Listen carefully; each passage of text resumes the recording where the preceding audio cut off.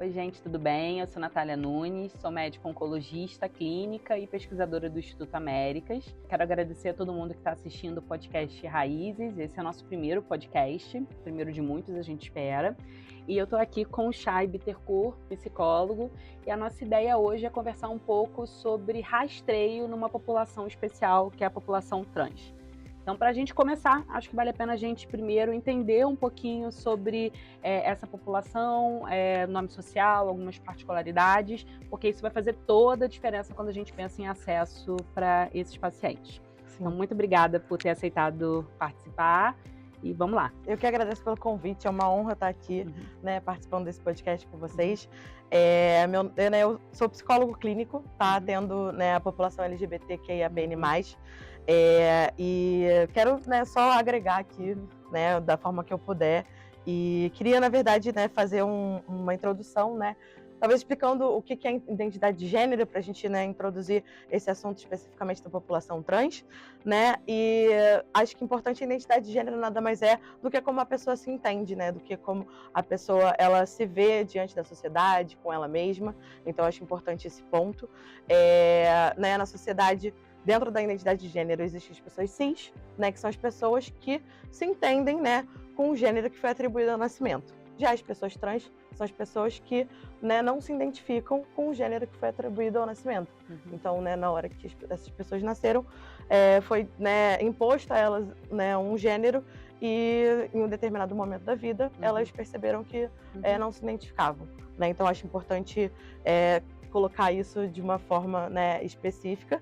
E é importante dizer também que pessoas trans podem ter qualquer orientação sexual, assim como pessoas cis. Eu acho que isso é bem importante ser dito, E dentro das pessoas trans existem as pessoas não binárias, Que são pessoas que não se alinham à binariedade, que seria o masculino e o feminino, Então são pessoas que dependendo, como exemplo, não se identificam nem como homem nem como mulheres, ou se identificam sendo homens e mulheres, ou fluem entre esses dois espectros. Então acho que também isso é importante nesse sentido.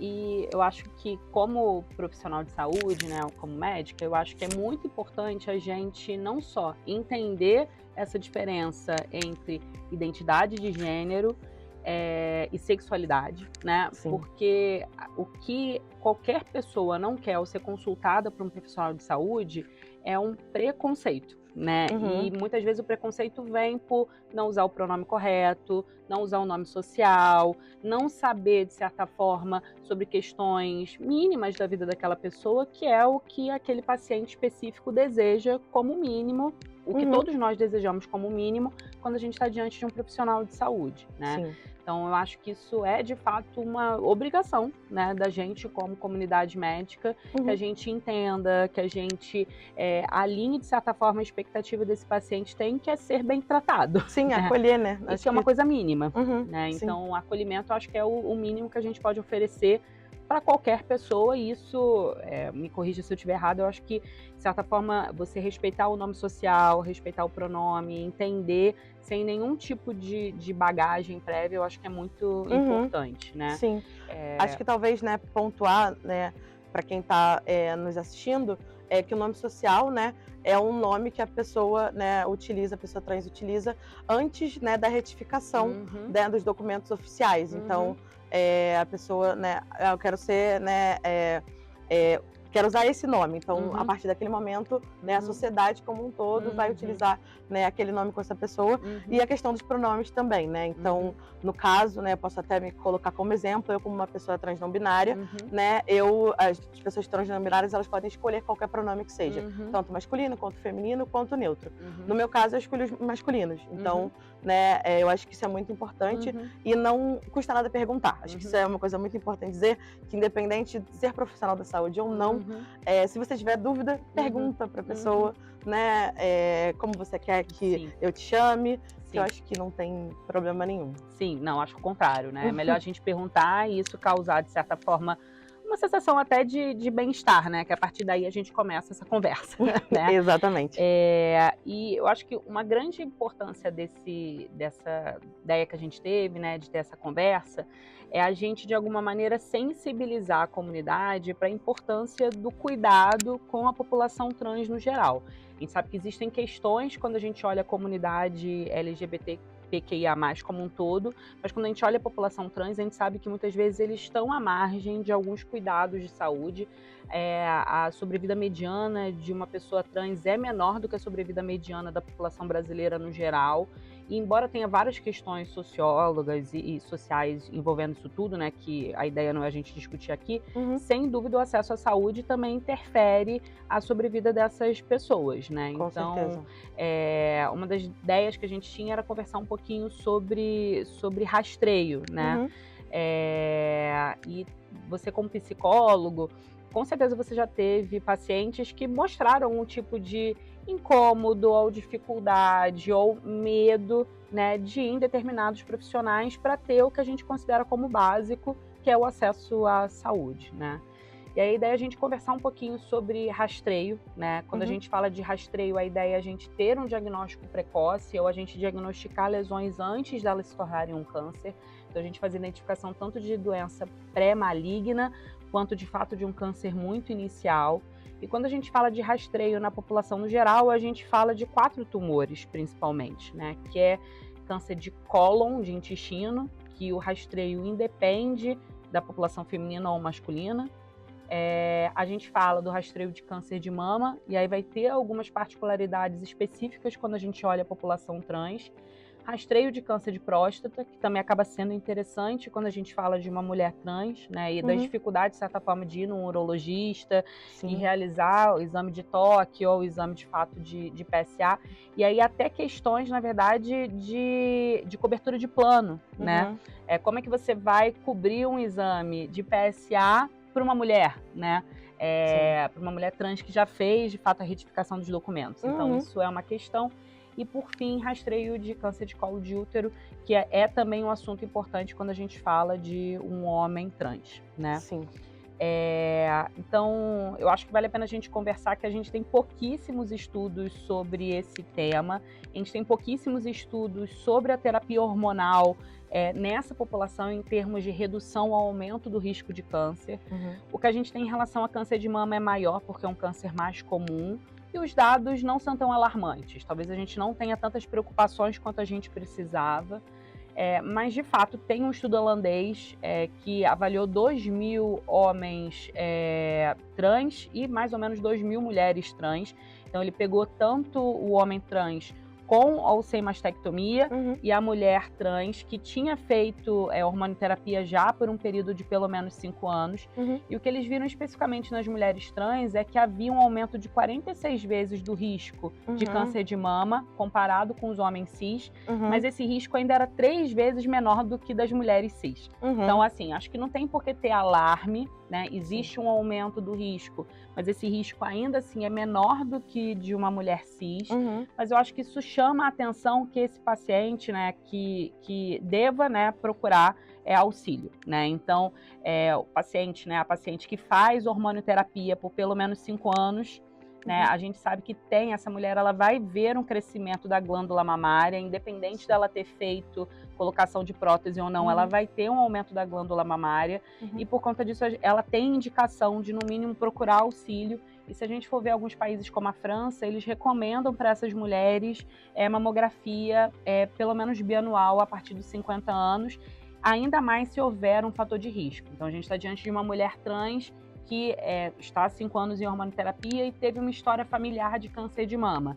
Talvez essa mulher trans tenha que ter um cuidado a mais do que aquela mulher trans que fez um período menor, que está diante de um período menor de hormonioterapia ou que não tem história familiar. Então, acho que é importante. E a gente estava conversando antes, né, na verdade, do podcast, falando sobre a questão de mastectomia, Isso, né? Exatamente. Que é importante lembrar que o homem trans que não fez mastectomia, ele tem a mesma indicação de rastreio da mulher cis. Então, ele deve realizar a mamografia a partir dos 40 anos, anual. Então, a mesma recomendação. Independente, talvez a testosterona do tratamento hormonal, né, os hormônios androgênicos, eles diminuem um pouco o risco de câncer de mama, mas a gente não tem isso muito bem estabelecido. Sim. Então, os protocolos de rastreio são semelhantes. Mas para aquele homem que fez a mastectomia, a gente tem que lembrar que mastectomia estética, né, com o objetivo de fato de ter um resultado estético favorável, é diferente. Isso vale tanto para a mulher cis quanto para o homem trans. Quando você faz uma mastectomia redutora, você não tira a glândula toda, né? Sim. Então, da mesma maneira, e fazendo uma analogia, que aquela mulher cis que fez uma redução de mama, ela tem indicação de continuar com rastreio, o homem trans, ele também tem indicação de continuar algum tipo de abordagem. Muitas vezes não vai envolver mamografia, porque a quantidade de tecido que fica é muito pequeno, mas deve envolver consultas com mastologista, exame físico, autoexame, né? Então, esse homem, ele deve fazer autoexame periódico. Então, isso é muito importante, né? De certa forma, esse paciente, né, esse homem trans, ele se empoderar do corpo dele e, de alguma maneira, buscar auxílio se ele notar alguma coisa diferente. Sim, com certeza, né? É muito importante porque, né, mesmo a partir, né, enfim, de uma terapia hormonal, né, tudo mais, dependendo das mudanças, continuar esse rastreio, né, em relação a essas, né, enfim, questões, porque como, né, enfim, a população no geral, acho que isso é importante, né, continuar, né, esse tempo que você falou e tudo mais, eu acho que é bem importante, e esse alerta, né, acho que fica esse alerta bem, bem importante. Uma coisa que, quando a gente fala de rastreio, mais me preocupa, na verdade, é o rastreio do câncer de colo de útero para um homem trans. Porque a gente sabe que a terapia hormonal vai levar uma atrofia vaginal e um ressecamento vaginal.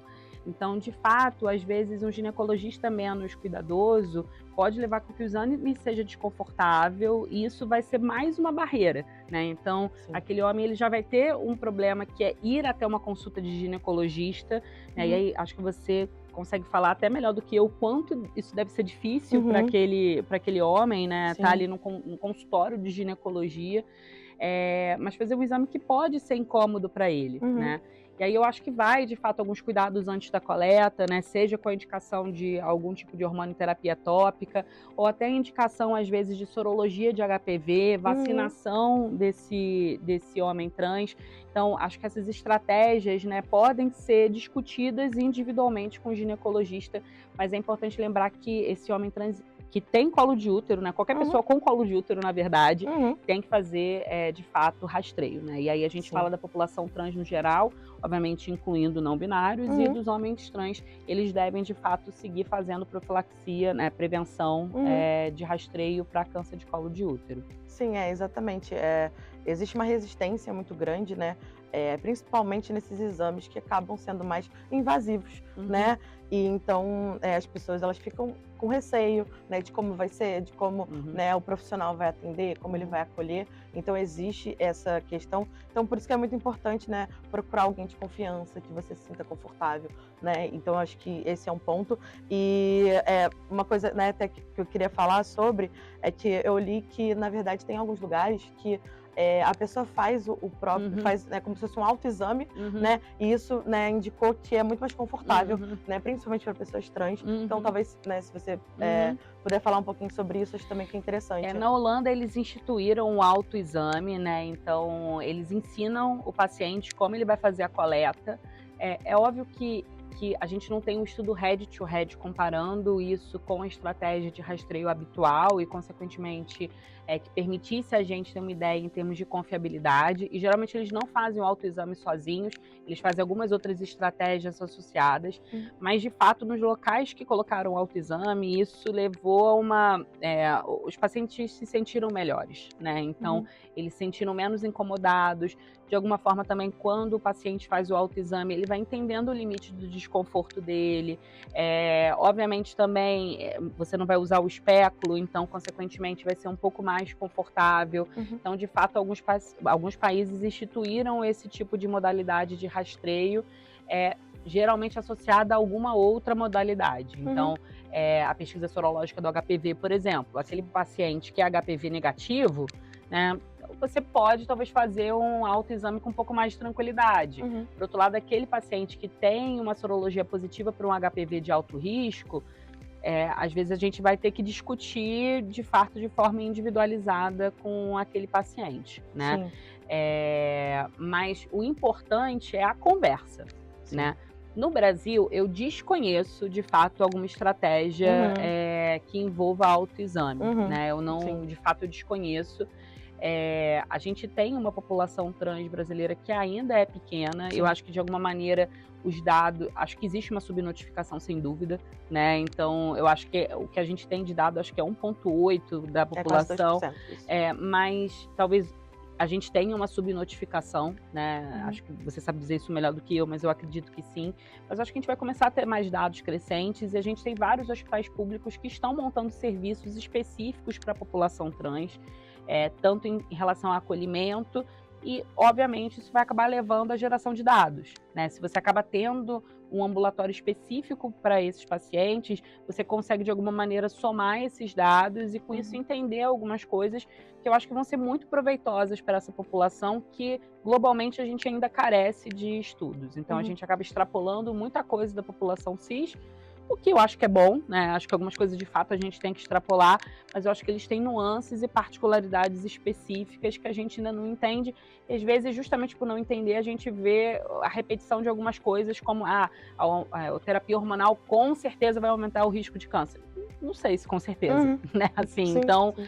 E dentro do contexto daquele paciente ou daquela paciente, a terapia hormonal é importante, né? Então, eu acho que a gente não tem que colocar uma carga extra de culpa nesse ou nessa paciente, né? Que muitas vezes já tem tantas questões ali, e a gente dizer de alguma maneira, né? A terapia hormonal por mais 5 anos pode aumentar o risco de câncer de mama. Acho que a gente tem que informar, mas avisar, sim, mas o risco ainda é muito menor do que de uma mulher cis. A recomendação que a gente faz é uma extrapolação, né? A gente, na verdade, quer ser mais cuidadoso com essa população, mas o risco ainda é muito baixo, né? Sim, tem um aumento de 46 vezes, mas a gente tem que lembrar que a chance de câncer de mama num homem cis é de 1%.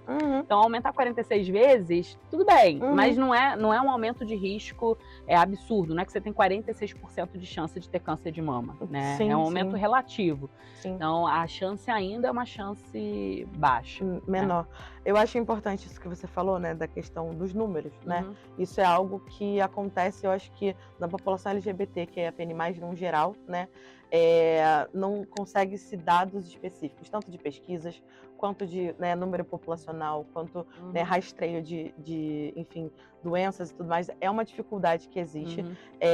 E até a questão mesmo, né, se a gente pensar, sociais mesmo, né? Porque, infelizmente, quando a gente pensa em minorias, no geral, são pessoas, né, em alguns momentos que estão mais vulnerabilizadas socialmente, então elas têm mais dificuldade a ter acesso, né, à saúde, né, a questões básicas. Então isso acontece de fato, né? Então, mas eu tenho o mesmo dado que você, que a população, né, trans no Brasil é de mais ou menos 2%, né? Então e é isso, assim. Então acho que, mas é algo que precisa de um olhar, né?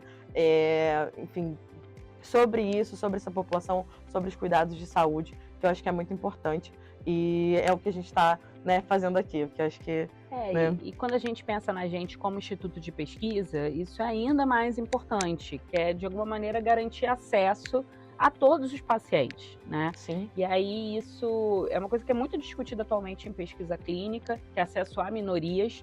E aí, quando a gente fala de minoria, a gente fala de minorias raciais, mas a gente também fala de outras minorias, né? Não adianta a gente fazer um estudo que vai ter globalmente pacientes muito parecidos.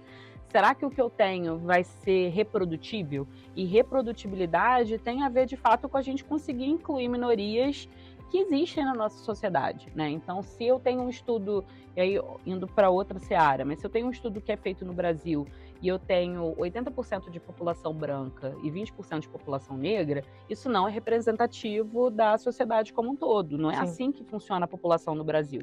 Então, é claro que, do ponto de vista de estudo clínico, a gente tem algumas nuances, né?